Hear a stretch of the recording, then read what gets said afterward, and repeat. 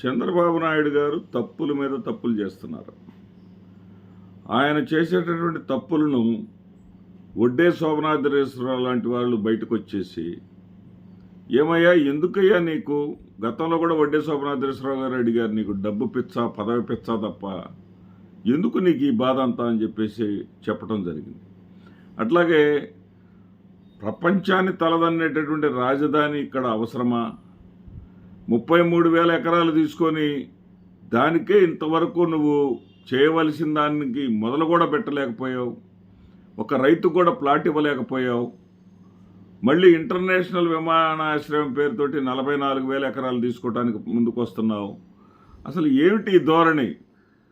ఉట్టికెక్కలేనమ్మ స్వర్గానికి ఎక్కినట్టుగా ఏంటయ్యా నువ్వు? స్వర్గానికి నిచ్చెలేసినట్టుగా ఏంటయ్యా నీ బాధ అని అంటే ఏమీ పట్టించుకోడు. ఆయనకి ఎక్కవ ఇలాంటి పెద్దల సలహాలు. ఇక లేటెస్ట్గా ఏదైతే ఉండవల్లి అరుణ్ కుమార్ గారు ప్రెస్ మీట్ చూసిన తర్వాత జత్వానీ కేసులో పిఎస్ఆర్ ఆంజనేయులు గారిని అరెస్ట్ చేయటం, సీతారామాంజనేయులు గారిని అరెస్ట్ చేయటం, దాని మీద ఆయన చెప్పినటువంటి వ్యాఖ్యలు కానీ చూస్తే ఇది మరో పెద్ద తప్పు చంద్రబాబు నాయుడు గారు చేస్తున్నారు అనిపిస్తాం. ఎందుకంటే ఏది ఏమైనా సరే అన్ని డిపార్ట్మెంట్స్ ఉంటాయి రాజ్యంలో, అన్ని రకాల శాఖలు ఉంటాయి. ఈ శాఖలన్నింటిలో కూడా కాస్త కోస్త బాధ్యతాయుతమైనటువంటి శాఖ, ప్రజల శాంతి భద్రతలను పరిరక్షించేటటువంటి శాఖ పోలీస్ శాఖ. అన్ని శాఖల్లో లోపాలు ఉన్నట్టుగానే పోలీస్ శాఖలో కూడా లోపాలు ఉండవచ్చు. మంచివాళ్ళు ఉండవచ్చు, చెడ్డవాళ్ళు ఉండవచ్చు, నీతిపరులు ఉండొచ్చు, అవినీతి పరులు ఉండొచ్చు. కానీ గత ప్రభుత్వంలో పనిచేశారు కాబట్టి, గత ప్రభుత్వం చెప్పినట్టుగా చేశారు కాబట్టి వాళ్ళందరి మీద నేను యాక్షన్ తీసుకోవాల్సిందేనేటటువంటి చంద్రబాబు నాయుడు యొక్క వితండవాదం ఉందే, దానిని ఉండవల్లి గారు సూటిగా ప్రశ్నించారు. ప్రశ్నించేటటువంటి సందర్భంలో ఆయన చేసినటువంటి వ్యాఖ్యలు చాలా చాలా ఆలోచించదగినటువంటివి. ఇక్కడ ఏం చెప్పారంటే ఆయన మొత్తం ప్రపంచంలో మోస్ట్ పవర్ఫుల్ పోలీస్ ఎవరంటే ఇండియన్ పోలీస్ అని చెప్పాడు. Most powerful police Indian police. ఇప్పుడు జత్వానీ కేసు ఉంది.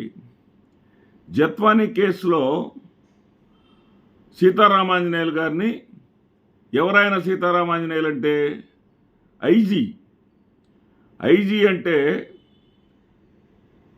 ఉన్నతమైనటువంటి స్థాయిక ఐజీ స్థాయి అధికారిని తీసుకెళ్ళి జత్వానీ అనేటటువంటి ఒక పరాయి రాష్ట్రం అమ్మాయి, ఒక సినీ నటి కోసం నీ రాజకీయ ప్రయోజనాలని పరోక్షంగా సాధించుకోవటం కోసం సీతారామాంజనేయులు గారిని అరెస్ట్ చేశావంటే ఇది మీ యొక్క అవివేకానికి, మీ యొక్క వెండెట్టా పాలిటిక్స్కి ఇది పరాకాష్ట. కూర్చున్న కొమ్మని నరుక్కునేటటువంటి విధానమే ఇది అని ఉండవల్లి గారు చాలా స్పష్టంగా చెప్పారు. ఈ విషయాన్ని ప్రస్తావిస్తూ ఏదో రకంగా అరెస్ట్ ఎవరినైనా సరే, ఏది చంద్రబాబు నాయుడు గారి కేసు విషయంలో, చంద్రబాబు నాయుడు గారు స్కిల్ స్కామ్ కేసులో అరెస్ట్ అయినటువంటి సందర్భంలో ఆ జడ్జి మీద చర్యలు తీసుకున్నారు. ఎక్కడెక్కడికో వేసేసారు, ఉన్న పదవిని ఓడగొట్టాము హిమబిందు గారికి. అదేవిధంగా పిఎస్ఆర్ సీతారామాంజనేయులు గారి మీద కూడా ఈ విధమైనటువంటి చర్యలు తీసుకున్నారు. ఇది ఎంత మాత్రం వాంఛనీయం కాదు. సీతారామాంజనేయులను అరెస్ట్ చేయటం అంటే ఏంటి? ఇక్కడ సీతారామాంజనేయులు చేసిన తప్పేంటి? సీతారామాంజనేయులు గారు ప్రభుత్వం చెప్పినట్లుగా చేశారు. ప్రభుత్వం దగ్గరికి ఆ జత్వానీ బాధితురాలైనటువంటి ద బిగ్గెస్ట్ పారిశ్రామికవేత్త, భారతదేశంలోనే ప్రపంచంలోనే 2వ స్థానంలో ఉన్నటువంటి ఒక ఇండస్ట్రియల్ ఐకాన్ ఆయన, ఆమె వల్ల పడినటువంటి ఇబ్బంది, ఆమె మీద ఒక కేసు పెడితే దీన్ని ఏదో కాస్త పరిశీలించమని ఆంధ్రప్రదేశ్ ముఖ్యమంత్రిగా ఉన్నటువంటి జగన్మోహన్ రెడ్డి గారి దగ్గరికి వస్తే ఆ జగన్మోహన్ రెడ్డి గారు ఆమె విషయం ఏంటో ముంబై వెళ్ళి ఆవిడని పరిశీలించండి అంటే ముంబై పోలీసులు ఏదైతే ఆవిడ మీద విచారణ చేసి ముంబై పోలీసులు అప్పచెప్పారు ఆంధ్రప్రదేశ్ పోలీసులకి. ఆంజనేయులు గారు పంపించింది విశాల్ గున్ని గారిని పంపించారు. విశాల్ గున్ని గారు నేరుగా వెళ్ళి ఆమెను అరెస్ట్ చేసి లాక్కొని రాలా. అక్కడ ఉన్నటువంటి సిస్టమ్ అది.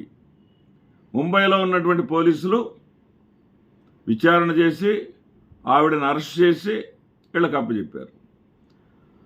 ఆవిడ మీద ఆల్రెడీ ఒక కేసు ఉన్నది. ఆవిడ మీద ఉన్నటువంటి కేసు ఏంటి? ఏ కేసు కోసం తీసుకొచ్చారు ఆమెని? జగన్మోహన్ రెడ్డి గారి ప్రభుత్వంలో కేసు ఉంది. ఏమిటి ఆ కేసు? ఆ కేసు కోసమే తీసుకొచ్చారు. ఒక ఫోర్జరీ చేసి తన ఆస్తులు రాయించుకుందని ఇక్కడ ఆంధ్రప్రదేశ్ సంబంధించినటువంటి ఒక పారిశ్రామికవేత్త కేసు పెట్టాడు. ఆ కేసు తేలకముందే, ఆ కేసు ఏమైందో తెలియకముందే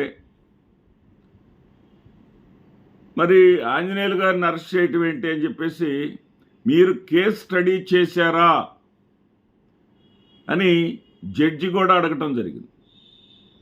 ఆంధ్రప్రదేశ్ హైకోర్టు జడ్జి కూడా ఆశ్చర్యపోవటం జరిగింది. కేసు స్టడీ చేసే మీరు ఆంజనేయులు గారిని కోర్టు ముందు హాజరుపరుస్తున్నారా అని చెప్పేసి అడగటం జరిగింది.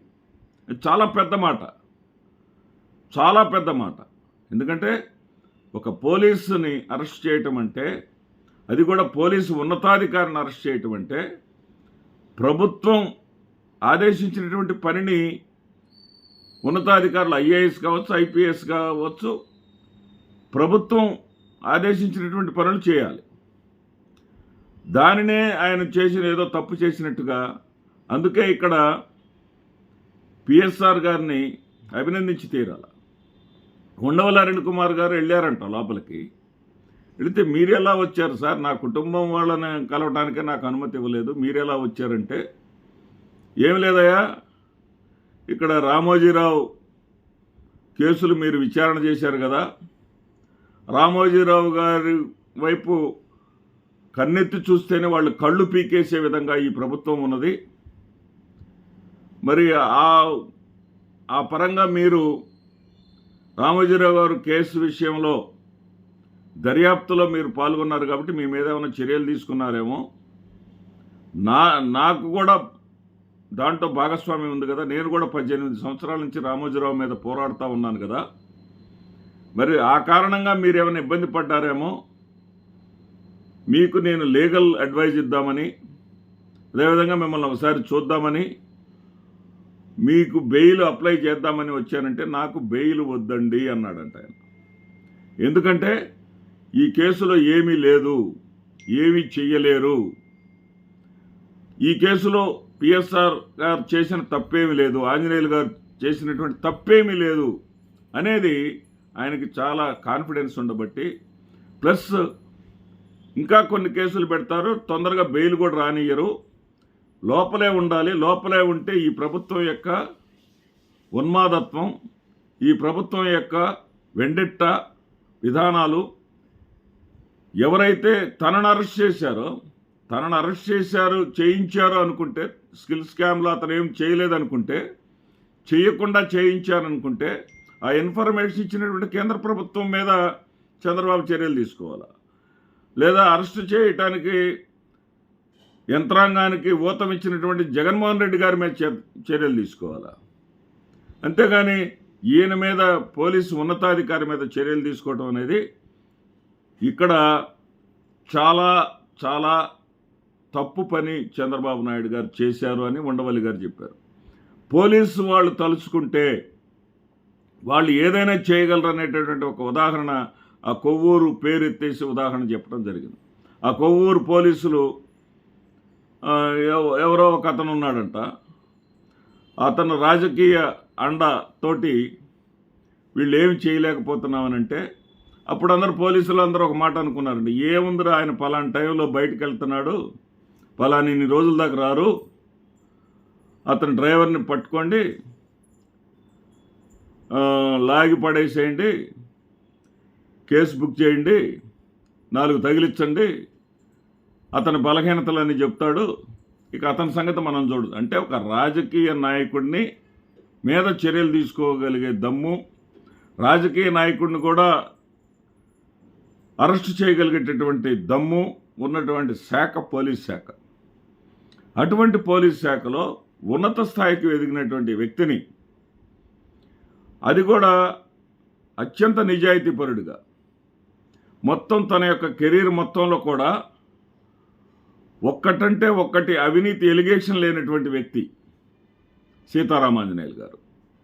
అలాంటి వ్యక్తిని అరెస్ట్ చేస్తే ఈ ప్రభుత్వం తన కూర్చున్న కొమ్మని తానే నరుక్కుంది, ఇందుట్లో ఎలాంటి సందేహం కూడా లేదు అంటూ ఆయన ఒక ఉదాహరణ కూడా ఇచ్చారు. ఇదే ఐజీ స్థాయి ఉన్నటువంటి గతంలో ఉత్తరప్రదేశ్కు చెందినటువంటి ఎంఎస్ గిల్ ఆయన పంజాబ్, ఆయన ఏదో ఉత్తరప్రదేశ్లో ఏదో ఒక పార్టీలో పాల్గొన్నాడంట. ఆ పార్టీలో పాల్గొన్నప్పుడు ఏదో ఒక చిల్లర పని చేశాడు, మద్యం మత్తులో చేశాడు. దాని మీద అవతల ఆవిడ బాధపడి కేసు పెట్టింది. ఆ కేసు పెడితే కేసు విచారణ జరిగినంతకాలం ఐజీ గారి మీద మనం కేసు కొనసాగించలేం కదా అని చెప్పేసి కోర్టు వారు అనేక ప్రయత్నాలు చేశారు రాజీ పడమని. ఎన్ని ప్రయత్నాలు చేసినా సరే ఆవిడ రాజీ పడలేదు.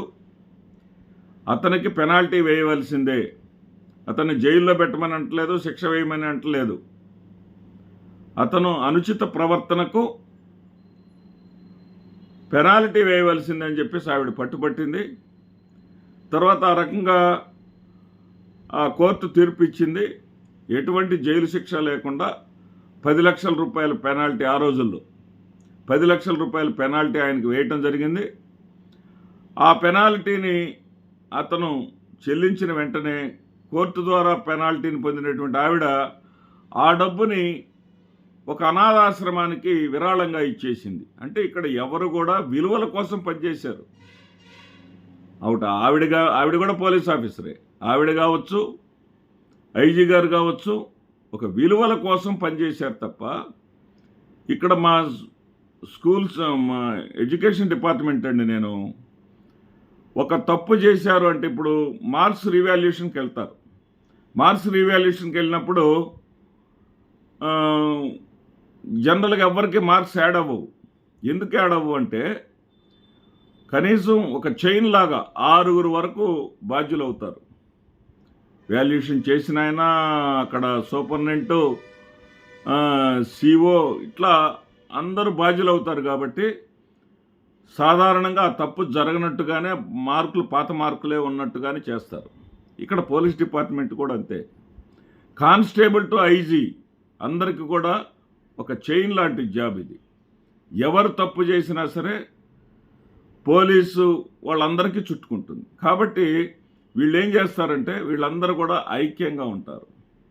వీళ్ళు ప్రభుత్వాలు మారినప్పుడల్లా కూడా వీళ్ళకి మనం తల వంచాలా, ప్రభుత్వాలు మారినప్పుడు కూడా ప్రతిదానికి కూడా మనం తలదించుకొని పనిచేయాలని వాళ్ళు కానీ ఒక్కసారి ఆలోచన చేశారంటే ఈ రాజకీయ నాయకుల పరారు కావాల్సినటువంటి పరిస్థితి వస్తుంది అని మరొక ఉదాహరణ కూడా ఆయన చెప్పారు.